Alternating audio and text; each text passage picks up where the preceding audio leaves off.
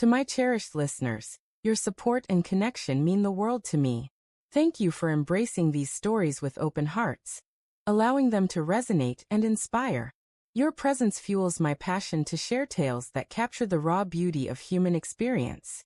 The sting of her unfaithfulness tore through my existence like a storm, leaving jagged pieces in its wake. The weight of those words presses against my soul even now, heavy as boulders. I never thought deception would carve its mark into my life's narrative. You invest years in nurturing love, weaving a shared future, believing they're your unyielding refuge, only to discover it was a delicate mirage. The night the truth unveiled itself, I didn't lash out or shatter objects. I stood still, my emotions numbed, as if my heartbeat had faltered. She'd left her phone on the sofa while she bathed, and a fleeting notification caught my eye. I shouldn't have looked, but curiosity can ignite cruel flames. One glance and my world collapsed. Messages from an unfamiliar name. Tender and undeniable. Last night felt like a dream. I'm yearning for you again. I placed the phone down, my fingers shaking as though it burned. My heart hollowed, an aching void. My wife, the cornerstone of my life, no longer belonged to me, if she ever truly had. When she stepped out of the bathroom, humming lightly, words escaped me. I muttered something about work and fled. My workplace became my sanctuary, a space where I could dodge the suffocating reality of a home that now felt like a tomb of broken vows. I started staying late at the office, far beyond regular hours. Initially, it was merely an escape from her presence, a way to sidestep the crushing burden of our fractured bond. But those extended evenings soon blossomed into something unforeseen. My supervisor, Claire, began to notice. In her mid-40s, she carried a quiet authority, her poise commanding any room with ease. One night, as the office grew silent, she leaned into my workspace with a teasing grin.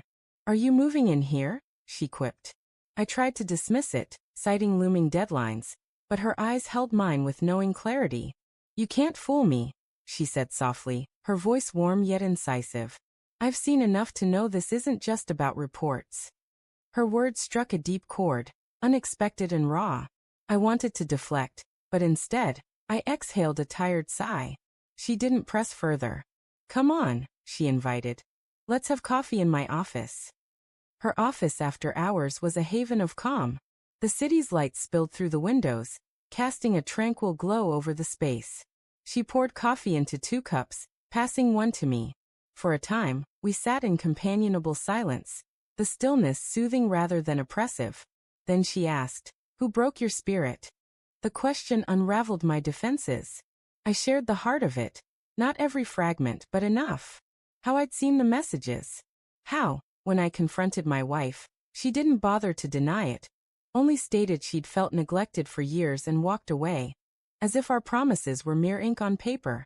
Claire listened, her gaze unwavering, her presence a steady tether. No empty reassurances, no criticism, just quiet empathy. When I finished, she said, "She's the one who lost something precious. You're not broken. Don't let her make you believe you are." Her words anchored me, a lifeline I hadn't realized I craved. Those evenings in Claire's office became a cherished routine. Sometimes her assistant, Maya, joined us. A few years my junior, Maya radiated a warmth that could pierce even the deepest gloom.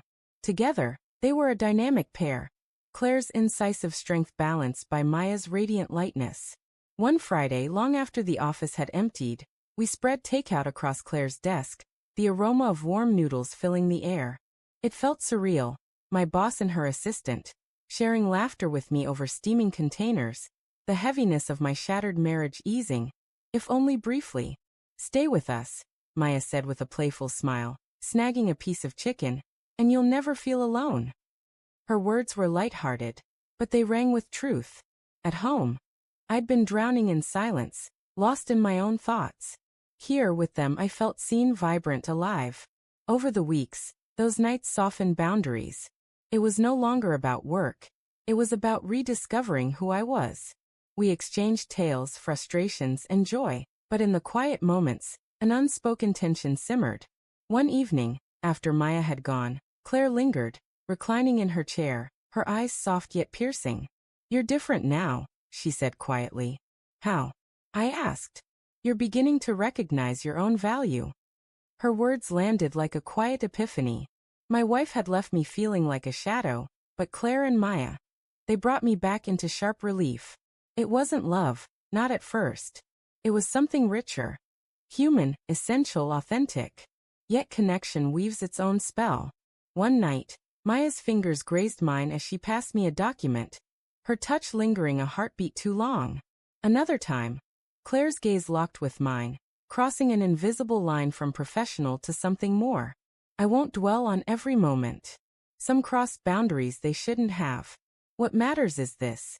I was no longer alone. That office, once a place of tasks and deadlines, became where I reclaimed myself, my desires, my worth, my vitality. Did it mend everything? No. Did it erase the pain of betrayal? Far from it. But it reminded me of something my wife had stolen long before her infidelity. The conviction that I deserved to be seen, to be valued. When I finally chose to end my marriage, it wasn't because of those office nights. It was because I realized clinging to that hollow union was sapping my spirit. I'd been grasping at the ghost of what we once shared. Claire and Maya didn't save me. They showed me I could save myself. They reminded me that betrayal doesn't signal the end. That unexpected souls can see your worth when the one you loved most turns away. Weeks after I moved out, my wife called, her voice trembling with regret, pleading for a second chance. For a moment, I hesitated. But then I recalled those late nights. The laughter, the coffee, the simple gift of being understood. Returning would mean unraveling all I'd reclaimed. So I said no, choosing myself for the first time. Her betrayal shattered me, yes. But those nights in the office, surrounded by people who refused to let me fade, restored my life. They taught me that betrayal doesn't shape who you are, what you choose next does. And I chose to rise, to embrace the light of new beginnings.